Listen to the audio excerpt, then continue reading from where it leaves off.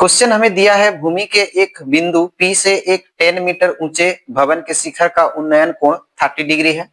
भवन के शिखर पर एक ध्वज को लहराया गया है और P से ध्वज के शिखर का उन्नयन कोण 45 डिग्री है। ध्वज दंड की लंबाई और बिंदु P से भवन की दूरी ज्ञात करें। तो जैसे कि हमें क्वेश्चन में दिया गया है कि भूमि के एक बिंदु से 10 मीटर ऊंचे भवन का, तो यहां से हम ये 10 मीटर ऊंचा एक भवन है। ये जमीन पर किसी बिंदु से इसका उन्नयन कोण जो है हमें 30 डिग्री दिया गया है इस तरह से। अब इस भवन के छत पर एक झंडा लगाया गया है, ध्वज यानी झंडा लगाया गया है ऐसे। अब उसी बिंदु से, इस बिंदु का नाम P रखा गया है। अब इसी बिंदु से जो है ध्वज दंड के शिखर का जो उन्नयन कोण है वो 45 डिग्री है। तो यहां से हम उन्नयन कोण बोला है तो यहां से हम ऐसे मिला लेंगे और ये हमें दिया है 45 डिग्री, 45 डिग्री। तो क्वेश्चन में पूछा गया है ध्वज दंड की लंबाई, यहां से नाम हम देंगे A, इनका नाम रखेंगे हम B, यहां से रखेंगे C, ये P है। तो ध्वज दंड है हमारा AB, यानी झंडा का जो डंडा है वो AB है और B से C तक हमारा भवन है। तो हमें पूछा है ध्वज दंड की लंबाई और बिंदु P से भवन की दूरी, यानी AB जो ध्वज दंड की लंबाई है हमें AB निकलना है, AB का मान, और बिंदु P से ये जो BC भवन है यहां से यहां तक की दूरी हमें पता लगाना है। यहाँ 90 डिग्री क्रिएट होगी, यहाँ 90 डिग्री रखेंगे। अब यहां से हम लोग मान लेंगे कि माना AB बराबर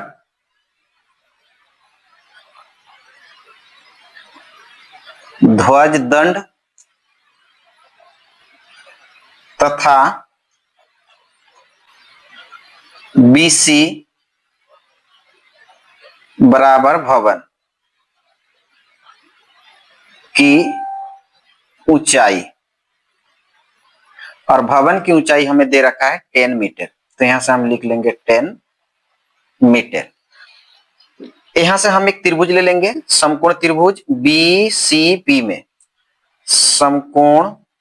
समकोण इसलिए क्योंकि यहां 90 डिग्री है, तो लेंगे समकोण त्रिभुज BCP में,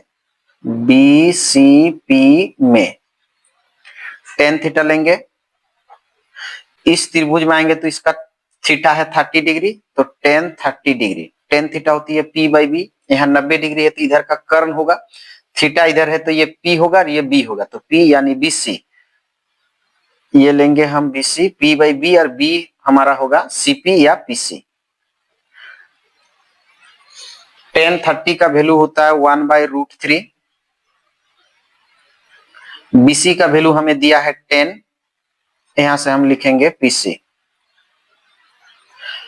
इधर गुणा करेंगे क्रॉस तो PC हो जाएगी, इधर क्रॉस गुणा करेंगे तो 10√3।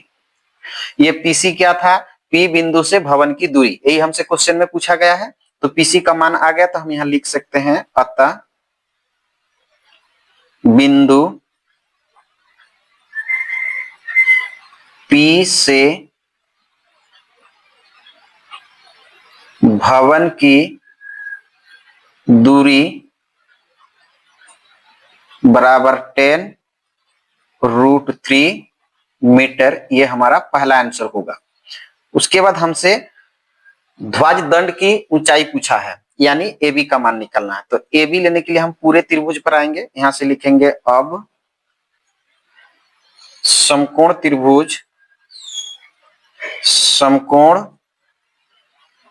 त्रिभुज ACP में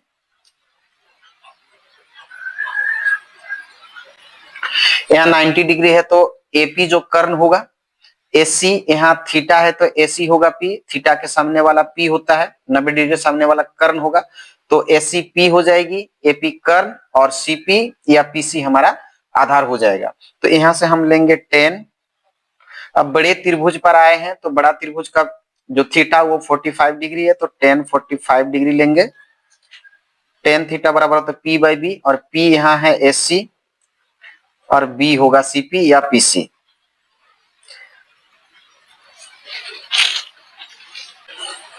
यहां से हम tan 45 का वैल्यू रखेंगे। tan 45 का वैल्यू 1 होता है, तो 1/1 लिख लेंगे। AC पाने के लिए हम AB लेंगे। ये जो AC है ये AB और BC से मिलकर बना है, तो AB प्लस BC लेंगे, और नीचे इसका PC, और PC का वैल्यू हमें दिया है कितना देख सकते हैं, PC का वैल्यू हमारे पास 10√3, तो यहां से हम लगाएंगे 10√3। फिर यहां से लिखेंगे 1/1 इक्वल्स टू AB का वैल्यू हमें नहीं मालूम है, AB का वैल्यू हमें ज्ञात करना है, तो AB लिखेंगे प्लस BC का वैल्यू हमारे पास है 10, तो यहां से हम 10 लेंगे और बट्टे में लिखेंगे 10√3। फिर यहां से आगे लिख सकते हैं हम लोग, ऐसे क्रॉस गुना करेंगे, AB प्लस 10 को इधर क्रॉस गुना करेंगे 1 के साथ, तो आ जाएगी AB प्लस 10। उसी तरह 10√3 को इधर क्रॉस गुना करेंगे 1 के साथ, तो आएगी 10√3।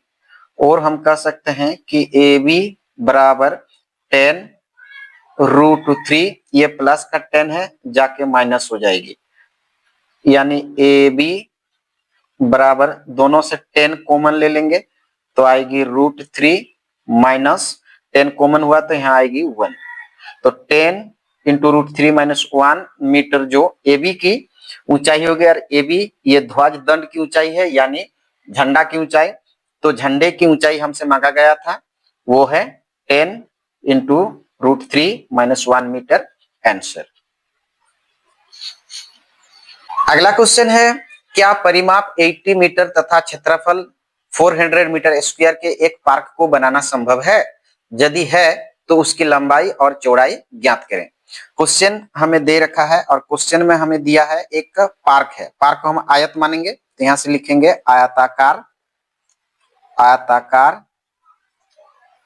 पार्क। आयताकार पार्क की हमें परिमाप दिया है, तो यहां से हम लिखेंगे परिमाप। आयताकार पार्क की परिमाप हमें दिया है 80 मीटर, तो यहां से हम 80 मीटर लिख लेंगे, 80 मीटर। और उसका क्षेत्रफल भी हमें दे रखा है, पार्क आयताकार पार्क का क्षेत्रफल हमें दे रखा है 400 मीटर स्क्वायर। तो यहां से हमें मालूम है कि आयत का जो परिमाप होती है, तो यहां से लिख सकते हैं आयत का परिमाप हमें दिया है 80 मीटर, पर हमें मालूम है कि आयत का परिमाप होता है 2 इंटू लंबाई जोड़ चौड़ाई। लंबाई ये जोड़ है चौड़ाई, और उसका वैल्यू हमें दिया है 80। तो यहां से हम कह सकते हैं कि लंबाई प्लस चौड़ाई बराबर, ये गुणा है जाके भाग हो जाएगी, 80 का नीचे 2 चल जाएगा, तो काट के कैंसिल होके 40 आ जाएगी। यहां से हम फिर कह सकते हैं लंबाई को अगर हम L माने, चौड़ाई को अगर हम B माने, तो ये 40 हो जाएगी, और L बराबर हम कह सकते हैं कि 40 माइनस B ले लेंगे, ये L का वैल्यू है। अब हमें क्षेत्रफल दिया है, आयताकार पार्क का क्षेत्रफल, तो आयत का क्षेत्रफल हमें दिया है 400 मीटर स्क्वायर, जबकि हमें मालूम है कि आयत का क्षेत्रफल होता है लंबाई गुना चौड़ाई, L इंटू बी लेंगे, और उसका वैल्यू हमें दिया है 400।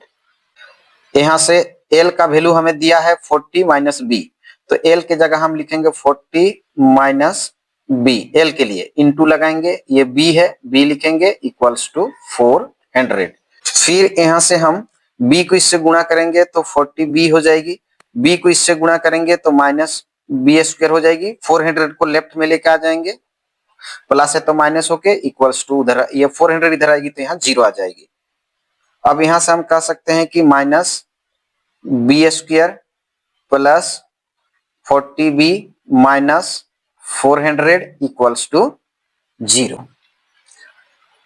और माइनस कॉमन लेंगे तो यहाँ से बी स्क्वायर हो जाएगी, प्लस माइनस माइनस, यहाँ हम माइनस रखेंगे ताकि माइनस माइनस प्लस 40b, यहाँ भी हम रखेंगे प्लस ताकि प्लस माइनस माइनस 400 और इक्वल्स टू 0। अगली पंक्ति में हम लिख सकते हैं B square minus 40b plus 400 equals to 0। ये माइनस गुणा है, जाके 0 से भाग हो जाएगी, इसलिए ये 0 हो गई।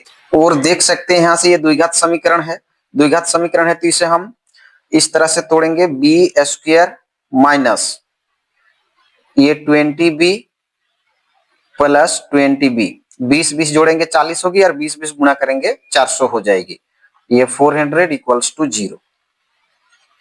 और B square plus minus minus 20b plus minus minus 20b plus 400 equals to 0।